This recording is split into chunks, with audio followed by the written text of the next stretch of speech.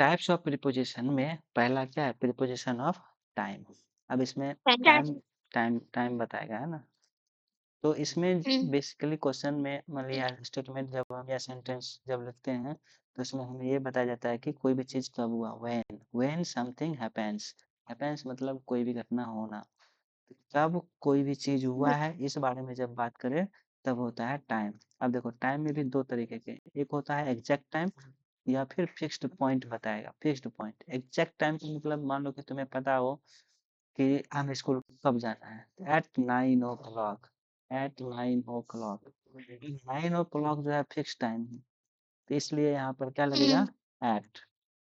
दोपहर fix time है, at noon. Night, at night, है ना। बात समझ में आ रहा है ना। एट डाउन, ये सब जो होते हैं फिक्स्ड पॉइंट डाउन पॉइंट हुआ, ठीक है। अच्छा।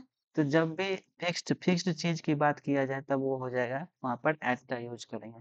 फिक्स्ड प्रीपोजिशन एट कब लगेगा? जब टाइम हमें एग्जैक्ट बताया जाए, ठीक है। जी। ठीक है, आगे। अब देखो जैसे डे, डे भी जो होता है वो फिक्स होता है, जैसे मंडे संडे। या फिर डेट भी जो होता है वो फिक्स होता है। या फिर कोई स्पेशल ओकेजन की बात करें, जैसे कोई विशिष्ट प्रोग्राम, शादी है ना, तो भी फिक्स डेट को होता है। या फिर दिवाली, छठ पूजा या जितने भी फेस्टिवल्स होते हैं वो सब फिक्स डेट के होते हैं। तो जब भी ऐसा होगा तो उस केस में लगेगा ऑन। क्या लग जाएगा? ऑन। ठीक है। अब ये इसमें देखो, इसमें टाइम नहीं है, इसमें दिन है। लेकिन ये भी तो उसी तरह का ना बात हुआ, टाइम का ही बात हो गया। लेकिन ये टाइम नहीं, डेट डे ये सब की बात होगी तब क्या लगाएंगे? ऑन। जैसे he is coming on Monday हो जाएगा, he is coming on Monday. On Monday क्यों हो जाएगा? क्योंकि ये फिक्स्ड डे है। फिर उसी तरह से अगर डेट भी लिखा रहता कि वह 10 जुलाई को आएगा, तो ये सब में क्या लग जाएगा? ऑन। ऑन प्रीपोजिशन का यूज समझ में आया? एट प्रीपोजिशन का यूज समझ में आ गया? Exact time. एट लग जाएगा फिक्स्ड टाइम, है ना, फिक्स्ड टाइम। अब देखो आगे, इन का यूज कब होगा? इन का यूज होगा मंथ में, ठीक है, ईयर में, सेंचुरी, शताब्दी वर्ष या फिर लंबे समय में। जैसे इन हो गया जनवरी, मंथ है, इन अक्टूबर, इन नवंबर, है ना।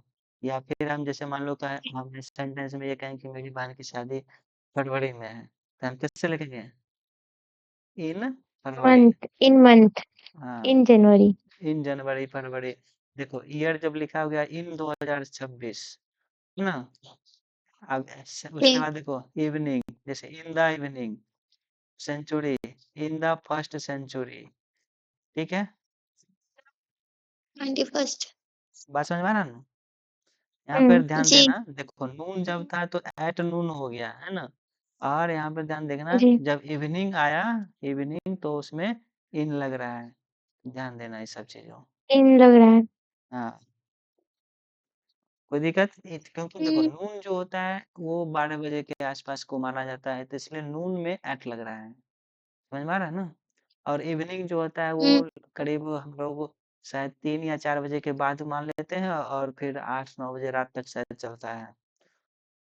तो गुड नाइट जब हम बोलते हैं, बेसिकली किसी को गुड नाइट बोलते हैं तो इसका मतलब ये होता है कि अब हम उससे अगले सुबह मिलने वाले हैं, तब गुड नाइट बोला जाता है। नहीं तो गुड इवनिंग चलते रहता है। कि गुड इवनिंग तब तक चलता है जब तक कि मान लो हम तुमसे बाजार में मिले, फिर 1 घंटे बाद हम कहीं ना कहीं मिलेंगे, तब तुम क्या बोलोगे? Good evening. लेकिन अब तुम्हें पता है कि सर एक ही बार मिलेंगे, तो उस समय बोल देते हैं गुड नाइट बोल सकते हैं। शाम में भी क्या बोल सकते हैं? Good night sir. हाँ, समझ में आ रहा है ना। तो ये था। उसके बाद देखो कॉमन एरर, गलती लोग कहाँ करते हैं, ध्यान से देखो। एरर, एरर मतलब गलती कहाँ होगा? तो लिखा है इन मंडे, तो गलत हो गया। सही क्या है? On Monday. समझ में ना तभी। हाँ, कॉमन एरर हो गया, ये सब माइनर मिस्टेक है, लोग कर देते हैं। ठीक। एट जनवरी, देखो एट जनवरी लिख दिया था, 8 जनवरी नहीं होगा, इन जनवरी। कोई दिक्कत इसमें? नहीं। कंफ्यूजन नहीं होना चाहिए। प्रीपोजिशन अब प्लेस, जब बात करें हम प्लेस की या पोजीशन की, है ना, किसी जगह की जब बात करें तो आप ध्यान से देखो इन कब लगेगा। तो इन तब लगेगा जब हम इनसाइड रहे, इनसाइड है मतलब किसी चीज के अंदर हो गया, या फिर विद इन अंदर बाउंड्री, विद इन बाउंड्री। जैसे मान लो तुम स्कूल गए, बाउंड्री। स्कूल बाउंड्री के अंदर में हो, तो क्या कहोगे, इन स्कूल। समझ में आ रहा है ना? जी। हाँ, अगर हम किसी कमरे के अंदर है, इनसाइड, इनसाइड मतलब अंदर, कमरे के अंदर है, तो हम क्या बोलेंगे, इन रूम। देखो इन नीचे क्या द लिखा रूम। है, in the room. In the room. समझ में आ रहा है? हम जी। भारत में हैं, तो भारत के बाउंड्री में है, तो हमने लिखा हम्म। In India. कार के अंदर चले गए, तो हमने लिखा इन द कार। कोई दिक्कत नहीं। नहीं? तो इनका प्रयोग समझ में आ गया। जी।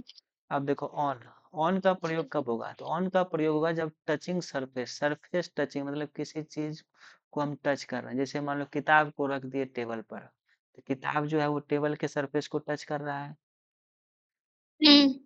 हम बेंच पर बैठ गए, तो हम जो है बेंच को टच कर रहे हैं। समझ रहे हो ना? हाँ। ऑन द बस, जब हम बस पर, बस पे बैठे होते हैं तो ऑन द बस लगता है ना? ट्रेन, ट्रेन में हम बैठे होते हैं, टच कर रहे होते हैं, उसके सरफेस को टच कर रहे होते हैं, तो ऑन। तो ऑन का प्रयोग समझ में आया कब होगा? Touching service. पब्लिक ट्रांसपोर्ट है वो, बस और ट्रेन क्या है, पब्लिक ट्रांसपोर्ट, इसलिए यहाँ पे हमने पब्लिक ट्रांसपोर्ट लिखा हुआ है। ठीक है, आगे बढ़े। हम्म। देखो जी। एट, एट जो है, एट, एग्जैक्ट, फिर से वही बात जब हमने कहा था कि टाइम में जब हमने एग्जैक्ट की बात की थी, तब भी एट लगा था, याद है? जैसे एट 3 o'clock, एट 4 o'clock, जब हम टाइम एट की बात 5 किए थे, o'clock। हाँ टाइम की बात किए थे तब भी एट आया था। अब देखो जब जगह मतलब प्लेस की बात हो रही है तब भी एट आ रहा है, तो तब exact and small exact. Location, मतलब जब हमें पता हो एग्जैक्टली कहाँ है। जैसे हम अपने एड्रेस जब हम अपना लिख रहे होते हैं, हम आप क्या लिखते हैं, एट, और फिर अपने गांव का नाम लिखते हैं, राजेपुर, या फिर जो होता है लिखते हैं कि नहीं? जी। तो एट जो होता है वो छोटे जगहों के लिए होता है, छोटे लोकेशन, और वो एग्जैक्टली पता होता है कहाँ है। जैसे अब देखो जब हम स्कूल के अंदर थे तब हमने किया कहा था इन स्कूल होता है। अब यहाँ ध्यान से देखो, एट छोटा जगह है स्कूल, तो अगर मान लो हमसे कहा जाए हमसे पूछे कि फलाना मतलब सीता जो है वो कहाँ है, तो हम कहेंगे स्कूल पर है। तो उस समय यहाँ पे एट भी लगेगा। समझ रहे हो ना? एट होम, घर पर हैं, हम लोग कहाँ हैं, तो घर पर हैं। एट द स्टेशन, कहाँ आए हैं, तो स्टेशन पर आए हैं। तो वो सब छोटा जगह हुआ, घर, स्कूल, विद्यालय हो गया, या फिर मंदिर हो गया, या फिर स्टेशन हो गया। समझ रहे हो ना? तो ऐट का प्रयोग ऐसे भी होता है। उसके बाद कॉमन एरर इसमें क्या होता है, तो कॉमन एरर में हो गया, जैसे हम यहाँ पे ये नहीं लिख सकते हैं at India, he lives at India नहीं लिख सकते हैं। हम लिख सकते ही हैं he lives in lives India. In India, क्योंकि इन इंडिया इंडिया। जो है, हाँ इंडिया जो है वो स्मॉल लोकेशन नहीं है, बड़ा लोकेशन है। ठीक है, जी। आगे। अब देखो प्रीपोजिशन मूवमेंट को कब बताएगा, मूवमेंट या डायरेक्शन को बताएगा। जैसे मान लो हम कह रहे हैं कि हमें स्टेशन की तरफ जाना है, हमें स्कूल की तरफ जाना है, तो वहाँ पे हम डायरेक्शन की बात कर रहे हैं। जैसे मान लो तुमसे कहा जाए कि बताओ तुम्हारा दोस्त कहाँ है, तो तुम कहोगे कि हमने अभी उसको स्कूल की तरफ जाते हुए देखा, तो तुम क्या बता रहे हो, डायरेक्शन। समझ में आ रहा है ना? अब देखो डायरेक्शन के लिए क्या आता है, टू, टू प्रीपोजिशन का यूज होता है जब हम किसी एक जगह को दूसरे जगह से जोड़ते हैं तब। जैसे he is going to school, वो कहाँ जा रहा है, तो स्कूल की तरफ जा रहा है, डायरेक्शन बता रहे हैं। फ्रॉम, फ्रॉम प्रीपोजिशन कब होता है, तो जैसे देखो स्टार्टिंग पॉइंट, मान लो तुम कहाँ से आ रहे हो, पटना से आ रहे हो, तो स्टार्टिंग पॉइंट हो गया पटना। अब तुम अगर घर से स्कूल की तरफ आओगे तो यहाँ पे लिखोगे I am coming from home. तो यहाँ पे हो जाएगा फ्रॉम, कमिंग फ्रॉम होम। यहाँ फ्रॉम, पे फ्रॉम जो वर्ड है, फ्रॉम प्रीपोजिशन जो है वो स्टार्टिंग पॉइंट को बताता है। स्टार्टिंग पॉइंट यानी कोई चीज कहाँ से शुरू हुआ, स्टार्टिंग पॉइंट। आप देखो मूवमेंट, जैसे कि मान लो मूवमेंट का मतलब ये हो गया हिलना डुलना। जैसे तुम कुएं में कूदे तो जंप इनटू हो जाएगा, जंप इनटू, क्योंकि वहाँ मूवमेंट हुआ है ना। तो यहाँ पे देखो मूवमेंट इनसाइड, कि जब हम किसी चीज के अंदर मूवमेंट करते हैं हम वहां पर इनटू प्रीपोजिशन का यूज करते हैं। जैसे the cat jumped into the box, ठीक है। उसी तरह से अगर हम मान लो कहेंगे कि जंप्ड इनटू द वेल, तो यहाँ पे जंप्ड इनटू द वेल, ये हो गया क्या बोलते हैं, जब हम मूवमेंट के साथ किसी चीज के अंदर जाते हैं तब। अब देखो ऑन टू का प्रयोग कब होगा, तो ऑन टू प्रीपोजिशन का प्रयोग होगा जब हम सरफेस पर मूव कर रहे हैं। जैसे देखो ही climbed on to the roof, उसने छत पर चढ़ गया, सरफेस पर मूव करना, तब ऑन टू आएगा। तो इन और ऑन ऐसे भी समझ लो, इन मतलब अंदर, ऑन मतलब पर। जब सरफेस की बात करेगा तो ऑन टू लगाएंगे, और जब हम अंदर जाने की बात करेंगे तो इन टू। ठीक है, क्लियर। उसके बाद है प्रीपोजिशन ऑफ मैनर। मैनर जो होता है वो हमें तरीका बताता है, ठीक। अब तरीका क्या, तो सॉज हाउ एन एक्शन हैपेंस, ये हमें बताता है कि कोई भी एक्शन कब कैसे हुआ, कैसे हुआ। अब इसे देखो विथ प्रीपोजिशन का प्रयोग जो होगा वो किसी इंस्ट्रूमेंट के साथ होगा या फिर मैनर के साथ। जैसे राइट विथ अ पेन, यहाँ पे विथ प्रीपोजिशन जो है वो इंस्ट्रूमेंट को दिखा रहा है कि लिखो एक कलम से, एक कलम से लिखो। दूसरा देखो ही फाउट विथ करेज, साहस, करेज मतलब यहाँ पे साहस, उसने साहस अपने करेज से लड़ा, साहसी दिखा, साहस मतलब क्या बोलते हैं उसको, साहस दिखाया लड़ने में। तो यहाँ पे विथ एक मैनर को दिखा रहा है यहाँ पे। जब मैनर की बात होगा तब विथ लगाएंगे, और जब किसी इंस्ट्रूमेंट से हम कोई काम कर रहे हैं तब। उसके बाद देखो बाय, बाय प्रीपोजिशन का प्रयोग कब होगा, तो जब किसी मेथड की बात की जाए, यानी कोई काम हो रहा है तो किस मेथड से, या फिर ट्रांसपोर्ट की बात की जाए, जैसे हम साइकिल से जा रहे हैं, ट्रेन से जा रहे हैं, बस से जा रहे हैं, तब क्या लिखा है देखो एग्जाम्पल, ही केम बाय बस, यहाँ पे बाय प्रीपोजिशन आया एक ट्रांसपोर्ट को दिखाने के लिए। उसके बाद the letter was written by Riya, यहाँ पे मेथड है, जो लेटर लिखा गया वो रिया के द्वारा लिखा गया, तो वहां पर भी बाय प्रीपोजिशन का प्रयोग हुआ। ठीक है, आगे होग, प्रीपोजिशन ऑफ कॉज। कॉज की बात हमने कहा था, कॉज मतलब होता है कारण, रीजन बताना या पर्पस या उद्देश्य। मान लो तुम कोई काम कर रहे हो, तुम्हारे उस काम के पीछे कोई उद्देश्य है ना, या कारण है, तब हम फॉर का प्रयोग करते हैं। फॉर प्रीपोजिशन पर्पस दिखाता है, उद्देश्य दिखाता है। जैसे मान लो तुम्हारा बर्थडे आ गया, उतने समय तुम्हारे लिए गिफ्ट लाया, और तुमसे कहा this gift is for you, तो यहाँ पर क्या हो गया, एक उद्देश्य हुआ कि ये गिफ्ट किसके लिए है, तो गिफ्ट का उद्देश्य है कि ये तुम्हारे लिए ही है। उसके बाद ये तो फॉर हो गया, मतलब के लिए, फॉर यहाँ पर इन द सेंस की के लिए, तुम्हारे लिए, यहाँ पे एक पर्पस होता है। उसका दूसरा प्रीपोजिशन है बिकॉज ऑफ।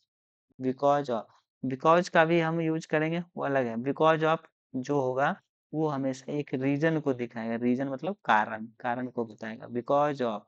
जैसे हमसे पूछा गया कि तुम आज स्कूल क्यों नहीं आए, तुम कहोगे कि हम बीमार थे इसलिए नहीं आए।